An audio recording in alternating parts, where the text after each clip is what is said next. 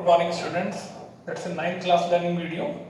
हमने कल चैप्टर 1 और 2 के कुछ छोटे छोटे एक्स्ट्रा क्वेश्चंस करे थे जिससे हमारा माइंड ओपन हो और हम लोग एग्जाम को अच्छे से अटेंड कर पाए। ठीक है, आज भी हम लोग चैप्टर 1 और 2 के कुछ क्वेश्चंस ले रहे हैं क्योंकि 1 या 2 दिन बाद कुछ स्कूलों में इस चैप्टर का टेस्ट है, लेकिन इसके बहाने सभी लोग करेंगे और फिर जल्दी से हम लोग चैप्टर 4 का टेस्ट की हमने आपको डेट दे रखी है और हम फिर उसके बाद चैप्टर 6 स्टार्ट करेंगे। ठीक है, तो आइए आज हम कुछ और क्वेश्चंस लें जिससे कर हमने सब कुछ रखे हैं, लेकिन बस अभी हमारा अच्छे से रिवीजन हो जाए और पिछला माइंड हमारा ओपन हो जाए जिससे हमें अच्छे से समझ में आए। ठीक है, आइए देखो क्या लिखा है, right rationalising factor of following. अभी नाम आ रहा है रेशनलाइजिंग फैक्टर। देखिए क्या होता है rationalising factor.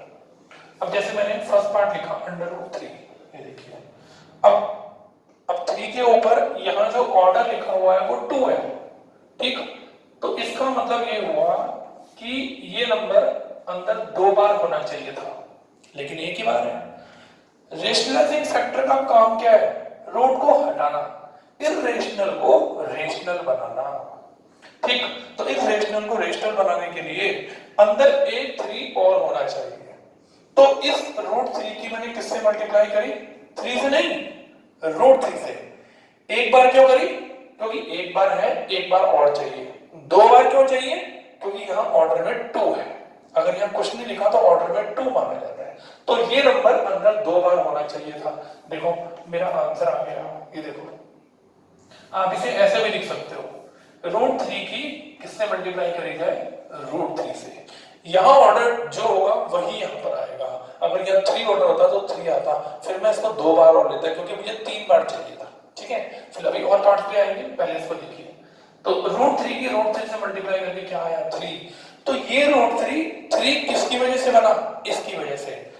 Therefore √3 is rationalising factor. एक और देखते हैं, √8। ये देखिए, √8।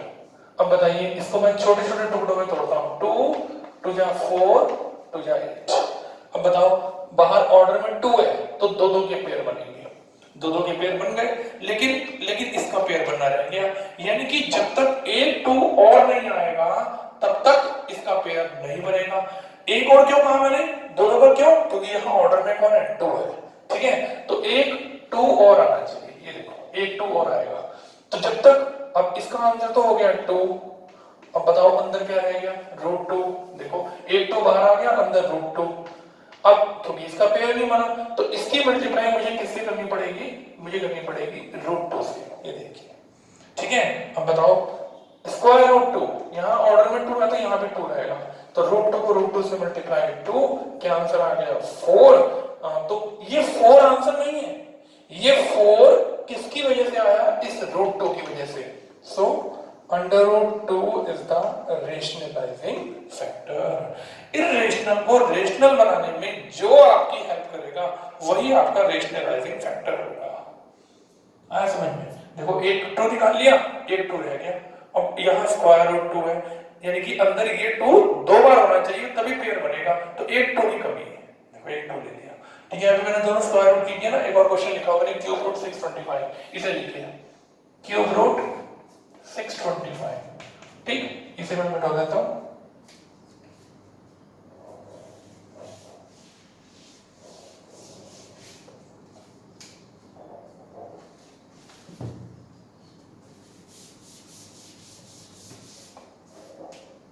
देखिए, क्यूब रूट चलता रहेगा, ये नहीं हटेगा।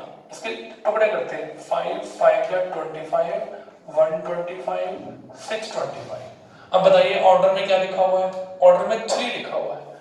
ठीक है, तो 3 का पेयर बनेगा। लो भाई, एक 5 बाहर आ गया, इन तीनों में से एक 5 बाहर आ गया। अब बताओ कितने 5 रह गए? एक 5 रह गया, यानी कि यहां ऑर्डर में 3 है और अंदर एक 5 रह गया, तो कितने 5 और होते कि पेयर बन जाता? 2 5। तो मैं इसकी मल्टीप्लाई किससे करूंगा? क्यूब रूट 5 स्क्वायर से करूंगा। ये देखो, जब तक मैं बेटा अंदर, बाहर ऑर्डर में कौन है? 3 है, तो ये भी अंदर 3 बार होना चाहिए। एक बार है, कितने की कमी है? 2 बार की, तो 2 5 और ले लिए। ठीक है, और यहाँ ऑर्डर अगर क्यूब रूट है तो ये भी क्यूब रूट ही रहेगा, ये ध्यान रखना। तो बताइए 5 मल्टीप्लाई ये भी क्यूब रूट, ये भी क्यूब रूट, एक ही ऑर्डर में लिख लिया। 1 5 ये रहा और 2 5 ये रहे। बताओ 1 5 इसमें से बाहर आ गया। बताओ क्या आंसर बच गया 25 which is a rational number. ठीक, अब बताइए ये 25 इसका आंसर किसकी वजह से आया, इसकी वजह से आया।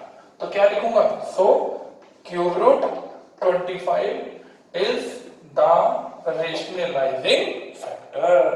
ये क्यूब नहीं हटना चाहिए, ऑर्डर नहीं हटना चाहिए।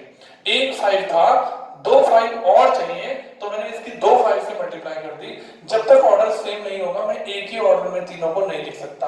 अब 3 का पेयर बन गया, एक 5 बाहर निकाल दिया।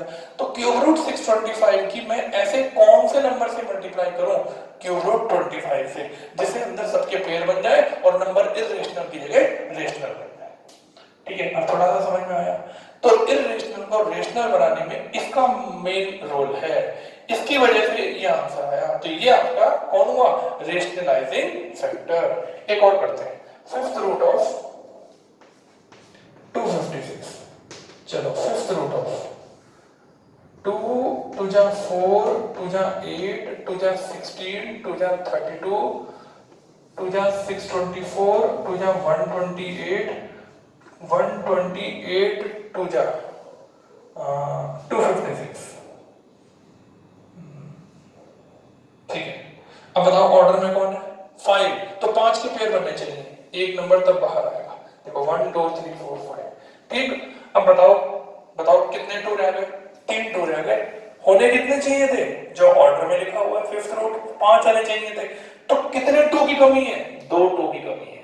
ठीक है, तो एक 2 तो इसमें से बाहर आ गया, अंदर बच गया फिफ्थ रूट ऑफ 3 बार 2 3 बार 2। ठीक, तो बताइए अब मैं इसकी मल्टीप्लाई किससे करूं, बताओ कितने 2 हैं 3, कितने की कमी है 2 2 की, तो 2 2 ले लिए, क्योंकि और बाहर यहां क्या लिखूंगा फिफ्थ। इससे ही पता चलेगा कि 5 का पेयर बनना चाहिए तब एक 2 बाहर आएगा। देखो 4 और 3 का पेयर बना तब एक बाहर आया, तो एक था 2 की कमी थी, 3 है तो 2 की कमी है क्योंकि ऑर्डर 5 है। ठीक है, तो जो 2 है ऐसे लिख दिया 2 × 2 और फिफ्थ ऑर्डर।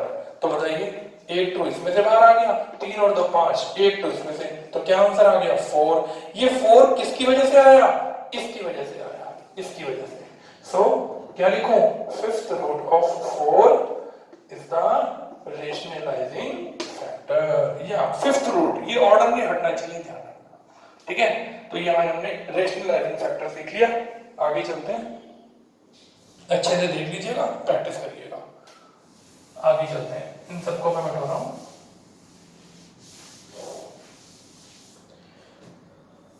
अब ना मैं ये वाला क्वेश्चन पहले कर देता हूं, ये वाले, जिससे ये वाली जगह बन जाएगी और फिर मैं इसको बैठा दूंगा। तो अब ये देखिए 0.96 3 बार है और 0.04 3 बार है, तो मैं लिखूंगा 0.96 की कितनी पावर 3 और 0.04 की भी कितनी पावर 3, और नीचे लिखा हुआ है 0.96 2 बार, तो 0.96 का स्क्वायर, 0.96 × 0.04 और 0.04 का स्क्वायर। जिस बच्चे को अगर आइडेंटिटी टिप्स पे याद है, एकदम दिमाग काम करेगा कि कौन सी आइडेंटिटी से क्वेश्चन होने वाला है, a³ + b³। ठीक है, और a³ + b³ की आइडेंटिटी होती है a + b, a² + b², बाहर प्लस है तो -ab। देखो जब मैं इसकी आइडेंटिटी खोलूंगा तो ये दोनों ब्रैकेट आएंगे और ये ब्रैकेट और ये बड़ा ब्रैकेट कट जाएगा, खाली a + b बच जाएगा।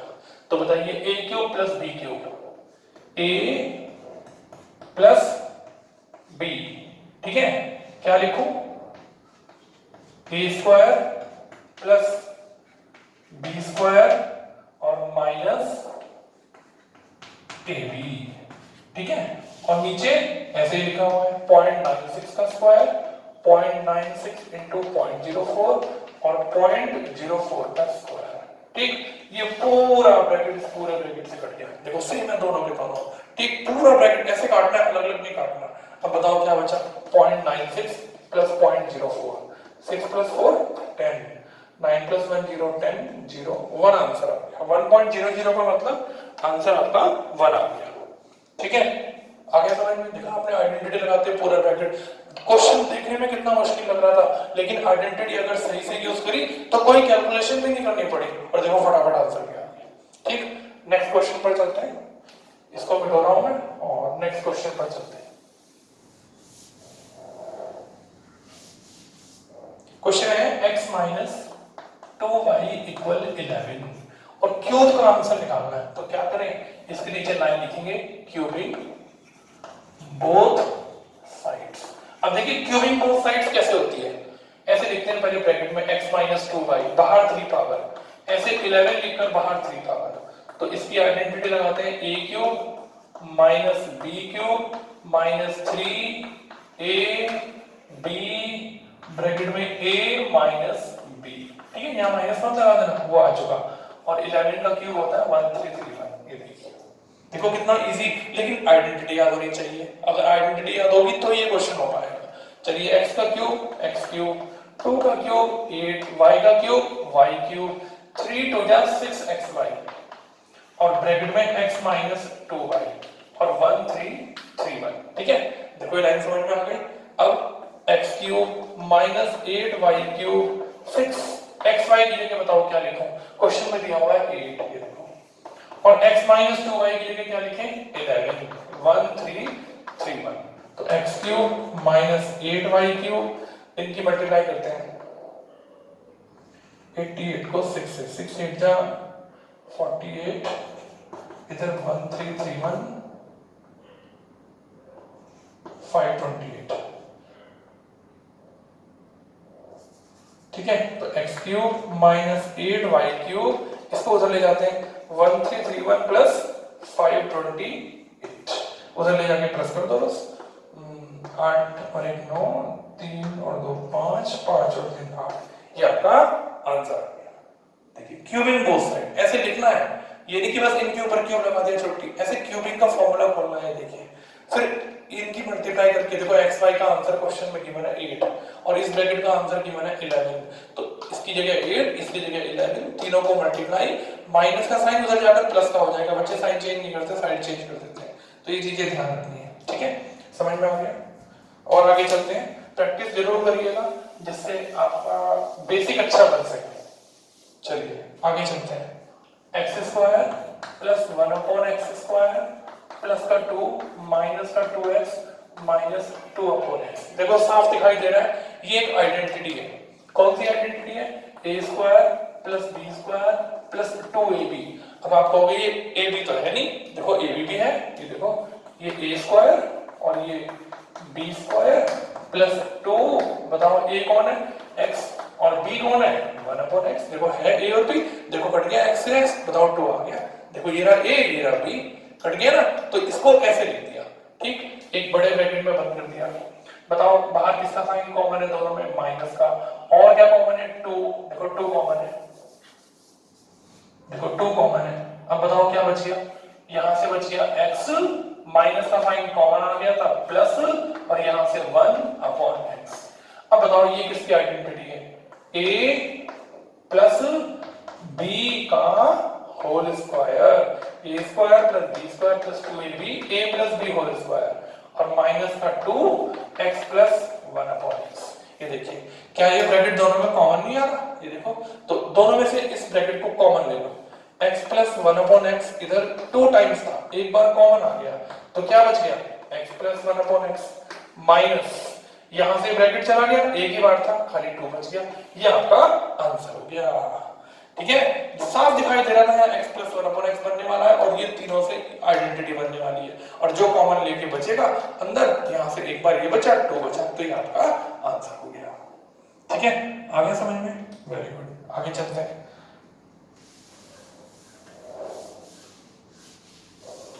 और देखिए लिखा है फाइंड द जीरोस ऑफ। अब बताइए px की वैल्यू ax दे रखी है और ax का जीरोस निकालना है। लो भाई जीरोस निकालते हैं, जब भी किसी का जीरोस निकालना हो तो उसको 0 के इक्वल लिखो।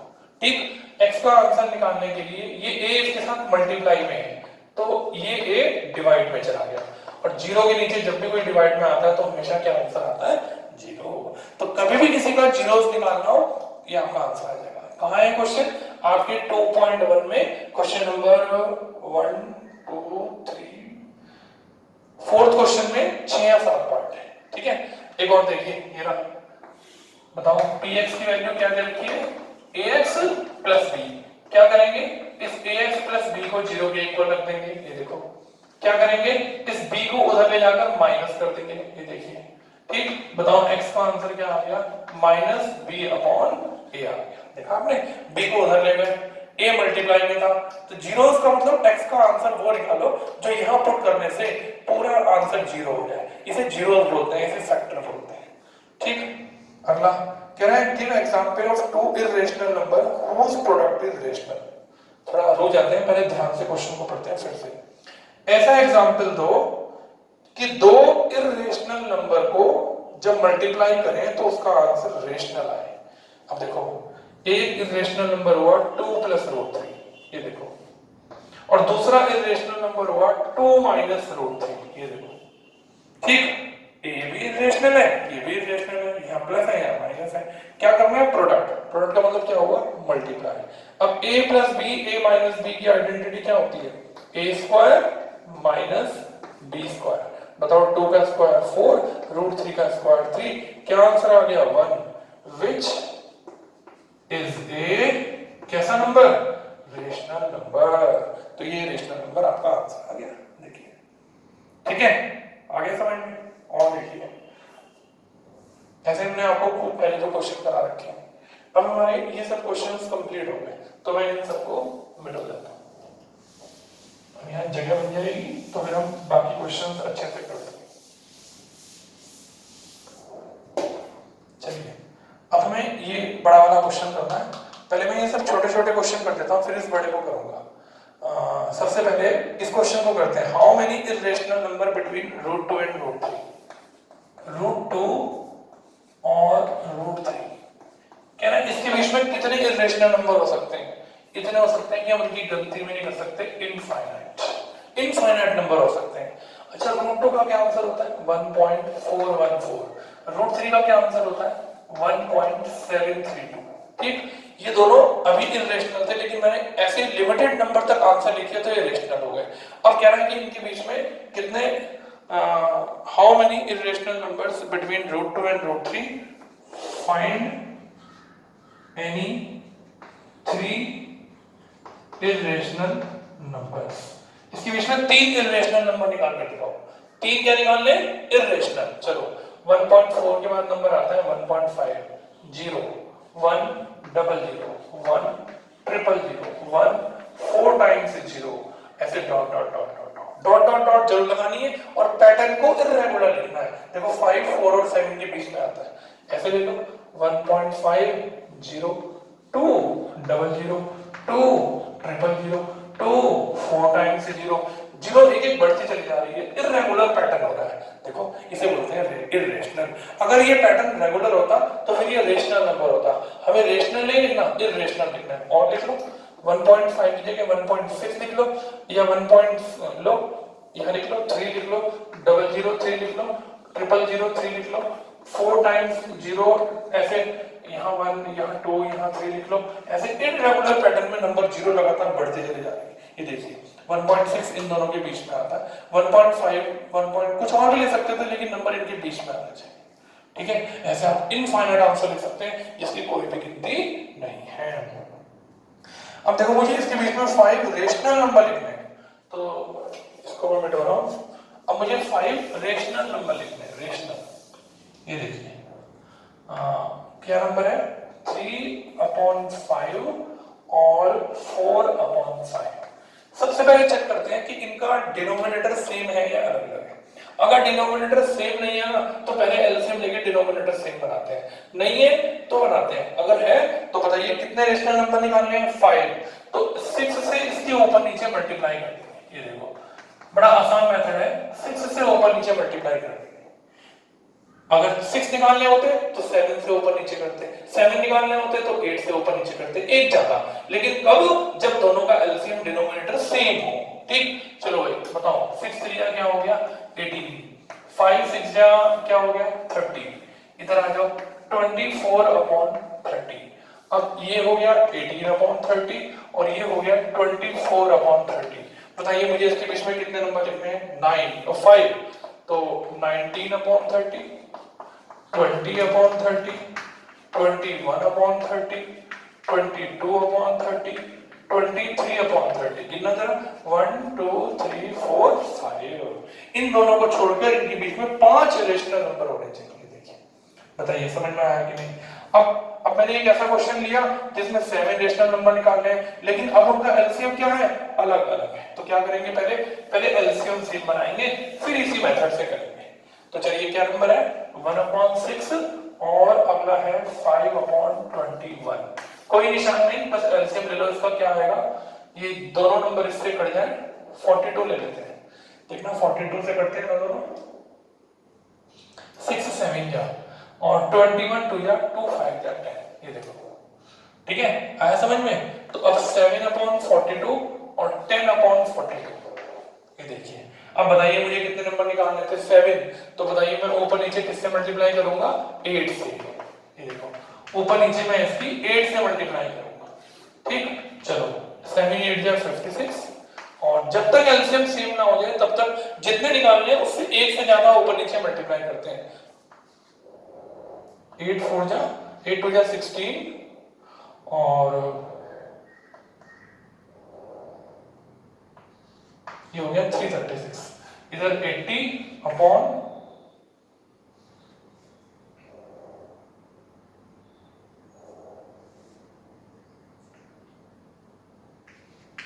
ठीक। चलिए अब ये नंबर आ गया 58/336 और ये नंबर आ गया 80/336। अब मुझे बताइए इसके बीच में कितने नंबर निकले? 7।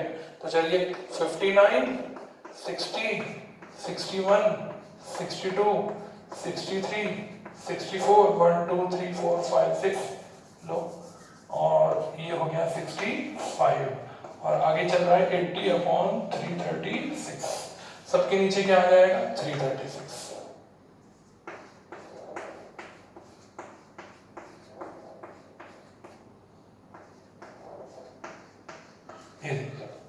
ठीक है, बोलिए समझ में आया कि नहीं आया? चलिए अगला, अब ए रेशनल नंबर एक ही निकालना है, बड़ा आसान मेथड। 3 और 4 के बीच में 1 रेशनल नंबर निकालना है। कितना आसान काम है, दोनों को प्लस करो और 2 से डिवाइड कर दो, आंसर हो गया 7/2। तो कैसे लिख दो? 3 4 और 7/2, ये आपका आंसर आ गया। ठीक है, देखो इन दोनों के बीच में रेशनल नंबर आ गया, ये आपका आंसर आ गया। जब भी एक निकालना बस सिंपल ऐसे निकाल दो फटाफट। चलिए अब देखो 8 रेशनल नंबर निकालने हैं, जैसे 3 और 4 था ऐसे 2 और 3 के बीच में, तो हम लोग फिर उसी मेथड से करेंगे। ये देखिए 2 और 3 के बीच में 8 रेशनल नंबर निकालने हैं। तो इसके नीचे भी 1 है, इसके नीचे भी 1। तो बताइए मैं ऊपर नीचे किससे मल्टीप्लाई करूं? 9 से। 8 निकालने हैं तो 9 से। कब करेंगे? जब दोनों का डिनोमिनेटर सेम होगा। करो 18/9 27/9। तो 18/9 और 27/9 और बीच में कितने नंबर है? 8। तो 19 20 21 22 23 24 1 2 3 4 5 6 हुए और 8 निकालने हैं। तो 25 26 और आखिरी में लिखेंगे 27/9। देख लो 1 2 3 4 5 6 7 8। 9 निकालने से 8 निकालने थे तो 9 से ऊपर नीचे करा, तो एक ही निकालना है तो सिंपल ऐसे कर दिया। ठीक, तो कई सारी वैरायटीज मैंने आपके सामने ले ली। आगे चलते हैं और चैप्टर बढ़िया हो जाएगा। कुछ समझ में ना आया व्हाट्सएप करिए। एक तो क्वेश्चन पेंडिंग है अभी व्हाट्सएप की, अब इसको भी हम ठीक करेंगे। अब क्वेश्चन मैं कर रहा हूँ कि P/Q की फॉर्म में कैसे चेंज करते हैं। तो 1.143 के ऊपर बार है, तो सबसे पहले क्या लिखते हैं? इसको x मान लेते हैं। ये देखो 143, ठीक है। और अब पहली इक्वेशन बनाते हैं 1.143 43 43 43 और डॉट डॉट डॉट जरूर लगानी है इक्वेशन नंबर का। ये देखिए जिसके ऊपर बार है ना उसको बार बार रिपीट करना है। अब बताइए कितने के ऊपर बार नहीं है, ए के ऊपर, तो यहाँ लिखेंगे मल्टीप्लाई बोथ साइड्स बाई 10। पहले जितने के ऊपर पॉइंट के बाद बार नहीं है उतनी जीरो से दोनों तरफ मल्टीप्लाई करते हैं। चलो 10 की एक्स से, अब 10 में एक जीरो है तो पॉइंट एक नंबर आगे हो जाएगा 11.434343 डॉट डॉट डॉट। ठीक है, अब बताओ कितने के ऊपर बार है, 2 के ऊपर, तो again multiply both sides by, बोलो क्या, 100। कौन सी इक्वेशन को, ऑफ इक्वेशन 2। अब सेकंड इक्वेशन को 100 से मल्टीप्लाई करनी है दोनों तरफ, सेकंड इक्वेशन को। तो चलिए 100 से क्यों करनी है, क्योंकि पहले किससे करी, जितने के ऊपर बार नहीं था, देखो 10 से, फिर किससे करेंगे, जितने के ऊपर बार है 100 से। चलो 10 की 100 से करो 1000x, और यहाँ 100 में जब पॉइंट और 2 नंबर आगे जाएगा तो ऐसे 0.434343 जितने मल्टी लिख दो, ये थर्ड इक्वेशन। क्या करेंगे, थर्ड में से सेकंड इक्वेशन को माइनस करेंगे, तो एक दूसरे के नीचे इन इक्वेशन को ठीक से लिख लेते हैं। ध्यान रखें कि पॉइंट के नीचे पॉइंट लाना है, और ये इसके नीचे 10x, और ये हो गया 11.434343 माइनस का साइन लगाया, ये हो गया 990x, और ये हो गया 11, और 3 में से बन गया 2, 4 में से बन गया 3, आगे तो 0 हो जाएगा। x का आंसर आ गया 1132/990। ठीक है, आ रहा समझ में, 3 में से बन गया 2, 4 में से बन गया 3। अब 2 से डिवाइड कर देते हैं, कटता है ये, तो 2 5 जा 10, 1 2 6 जा 12, 2 6 जा 2 4 जा 8, 1 2 9 जा 18, 1 2 5 जा, ये आपका फ्रैक्शन में आंसर आ गया। p अपॉन q की फॉर्म में चेंज कर दिया। ठीक है, और आगे चलते हैं, अच्छे से समझ लीजिए। पहले जितने के ऊपर बार नहीं होता उतनी जीरो से करते हैं, फिर जितने के ऊपर बार होता है फिर उतने से मल्टीप्लाई करते हैं, और थर्ड इक्वेशन में से सेकंड को माइनस कर देते हैं, फर्स्ट का रूल खत्म हो जाता है। ठीक, और प्रैक्टिस करिएगा, जो नहीं आएगा बताइए। चलिए 2 क्वेश्चन बचे, सबसे पहले इसे कर लेते हैं 3 + √2/3 - √2। बताइए इसका कॉन्जुगेट क्या होगा, किसे बोलते हैं कॉन्जुगेट, जो नीचे साइन होता है उसका उल्टा ले लेते हैं। ये देखिए 3 + √2, 3 + √2, ये देखिए, अगर नीचे माइनस है तो प्लस ले लेंगे, नंबर सेम रहेगा। अब बताइए ऊपर हो गया 3 + √2, और ऊपर क्या आ गया, ऐसे होल स्क्वायर, एक ही टर्म 2 बार लिखी हुई है, ये देखिए, तो सेम टर्म जब 2 बार लिखी है तो इसे होल स्क्वायर लिखते हैं। ये a - b, a + b क्या आइडेंटिटी होती है, a² - b²। चलिए फॉर्मूला खोलिए, a² + b² + 2ab, और नीचे 3 का स्क्वायर 9, √2 का स्क्वायर 2, तो 9 + 2 + 6 √2 अपॉन कितना 7, ये हो गया 11 + 6 √2/7। इस 7 को अलग अलग कर दीजिए, ऐसे लिख दीजिए 11/7 + 6/7 √2। देखिए कुछ गलती तो नहीं हो गई, a² + b² + 2ab 6 √2, सॉरी ये 2 है, 3 + √2। ठीक है, तो 9 + 2 11, और 3 का स्क्वायर 9, √2 का स्क्वायर 2 7।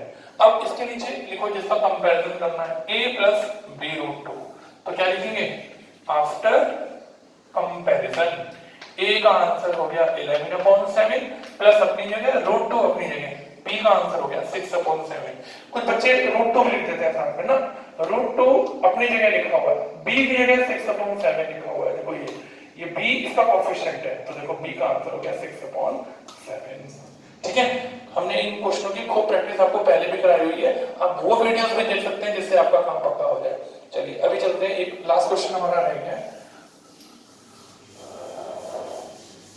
ये भी आसान है, मुश्किल नहीं है। इसको अलग कॉन्जुगेट करिए, इसको अलग, फिर बीच में माइनस प्लस लगा के सॉल्व कर दीजिए। चलिए मैं कर देता हूँ लास्ट क्वेश्चन, 3 √2 अपॉन √3 + √6। अब बताइए √3 - √6, √3 - √6 क्या आ गया, 3 √2 ब्रैकेट में √3 - √6, और बताइए √3 को √3 से तो √3 का स्क्वायर, √6 को √6 से तो √6 का स्क्वायर। बताइए 3√6 मल्टीप्लाई कर दिया अंदर, √2 की √6 से 3√12, ठीक है, और 3 को कॉमन रहने दिया, बस √2 के अंदर मल्टीप्लाई कर दिया। नीचे बताओ 3 का √3 का स्क्वायर 3, √6 का स्क्वायर 6, तो कितना हो गया 3√6 माइनस, या आप एक काम करो अभी इसको ऐसे ही रहने दो जिससे कोई कंफ्यूजन ना हो, बाद में मल्टीप्लाई करेंगे जब नीचे का पड़ जाएगा। अब बताओ ऊपर बच गया 3√2 और √3 माइनस √6, नीचे क्या बच गया माइनस का 3, इस 3 से 3 काट दो, बताओ क्या बच गया माइनस का √2 बच गया और अंदर बच गया √3 माइनस √6। जरा करना अंदर मल्टीप्लाई, माइनस का √6 और माइनस माइनस प्लस और प्लस के √12, ठीक, माइनस और माइनस माइनस प्लस। ये पहले का आंसर आ गया। अब दूसरे का निकालते हैं। दूसरा है 4√3 अपॉन √6 प्लस √2। चलो ठीक, ये माइनस का साइन नहीं लेना अभी, ये बाद में करेंगे। इसका कॉन्जुगेट होगा √6 माइनस √2 और नीचे √6 माइनस √2। अब बताइए बाहर है 4√3, ब्रैकेट में √6 माइनस √2, नीचे √6 का स्क्वायर और √2 का स्क्वायर। चलो 4√3 √6 माइनस √2, नीचे आ गया √6 का स्क्वायर 6, √2 का स्क्वायर 2, 6 में से 2 गया 4 और 4 से 4 कैंसिल हो गया। अब √3 के अंदर मल्टीप्लाई कर दो, √18 और माइनस का √6, ये सेकंड का आंसर आ गया। तीसरे चलते हैं, √6 अपॉन √2 प्लस √3, √6 अपॉन √2 प्लस √3। चलो बताओ इसका कॉन्जुगेट क्या होगा, √2 माइनस √3, √2 माइनस √3। बताओ √6 की √2 से करेंगे √12, √6 की √3 से करेंगे √18 और नीचे लिखा हुआ है √2 का स्क्वायर और √3 का स्क्वायर, ठीक है। देखिए a plus B a minus B, a square minus B square, ऊपर बच गया √12 माइनस √18, ठीक है। नीचे देखो क्या बच गया 2 माइनस 3, और 2 माइनस 3 का मतलब क्या हुआ √12 माइनस √18, नीचे बच गया माइनस का 1। इस माइनस को ऐसे लिख दो, माइनस ब्रैकेट में √12 माइनस √18, जरा इस माइनस की मल्टीप्लाई करो, √12 माइनस का √12 और प्लस का √18, देखो minus plus minus minus minus plus. अब मेरे पास तीनों के आंसर आ गए, पहला दूसरा और तीसरा। अब मैं इन तीनों को इसके नीचे लिखूंगा, ठीक है। ये मिटा रहा हूं मैं यहां से, ये आप भी पहले ऐसे क्वेश्चन उतार लेंगे।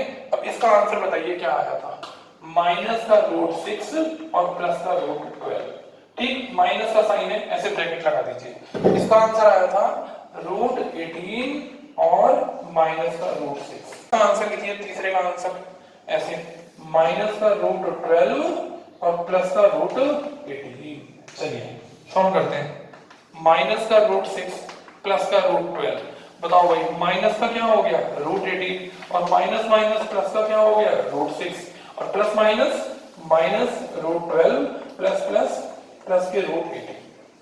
ये देखो ये फर्स्ट का आंसर, ये सेकंड का, ये थर्ड का, इसका माइनस होने की वजह से इसे ऐसे ब्रैकेट में लिखा और फिर अंदर मल्टीप्लाई कर दी। √6 माइनस का है और √6 प्लस का, देखो कट गया, √12 प्लस का है और √12 माइनस का कट गया, √18 माइनस का है, √18 प्लस का है, जब सब कट गए तो क्या आंसर बचा 0, ठीक है। पर एक बच्चे ने ऐसा क्वेश्चन पूछा था तो मैंने आज इसको करके भी दिखा दिया, और आज खूब सारे क्वेश्चन हमने किए, इनके बिहाफ पर आप भी प्रैक्टिस करिए और कोई प्रॉब्लम आए तो पूछिए, ठीक है। Thank you very much.